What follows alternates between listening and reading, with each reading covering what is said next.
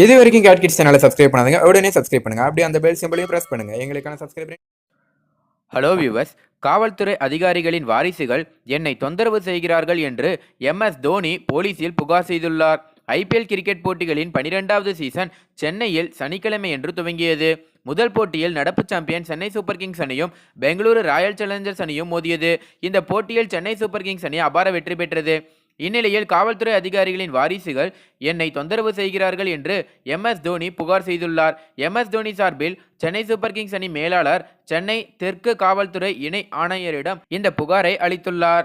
அதில் கூறப்பட்டுள்ளதாவது, Chennai super Kings அணியின் போட்டிகளுக்காக அணி வீரர்கள் தற்போது அடையாறில் உள்ள கிரவுன் பிளாசா நட்சத்திர ஹோட்டலில் தங்கியுள்ளார். இந்த ஹோட்டலுக்கு அடிக்கடி வரும் காவல்துறை உயரதிகாரிகளின் வாரிசுகள் சிலர் MS தோனியுடன் புகைப்படம் எடுக்க வேண்டும் என்பதற்காக தொடர்ந்து பல்வேறு சமயங்களில் தொந்தரவு செய்கின்றனர். இவ்வாறு அந்த புகாரில் தெரிவிக்கப்பட்டுள்ளது. MS தோனியின் இந்த புகாரானது ரசிகர்கள் மத்தியில் அதிர்ச்சியை ஏற்படுத்தியுள்ளது. அதாவது நேற்று தான் பார்த்தீங்கன்னா IPL ஸ்டார்ட் ஆயிருக்கு. முதல் போட்டியே சென்னையில் தான் நடைபெற்றிருக்கு. இதில் வந்து சென்னைக்கும் RCBக்கும் நடந்திருக்கு. இதில் வந்து சென்னை அணி அபார வெற்றி பெற்றது. ஏன்னா அவங்க வெறும் 70 ரன்கள் தான் அடித்தாங்க. இது வந்து ஒரு பெரிய சாதனை அப்படின்னு கூட சொல்லலாம்.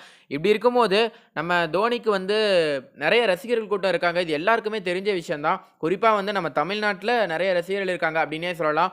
கொஞ்ச நாளைக்கு முன்னாடி கூட பார்த்தீங்கன்னா ஒருத்தர் வந்து அவர் ப்ராக்டிஸ் மேட்ச் பண்ணிட்டு இருக்கும்போது திடீர்னு அவர் எகிரிலாம் குதிச்சு உள்ளே போய் தோனியை போய் பார்த்துட்டு வந்தார், கை கொடுத்துட்டு தான் வந்தார்.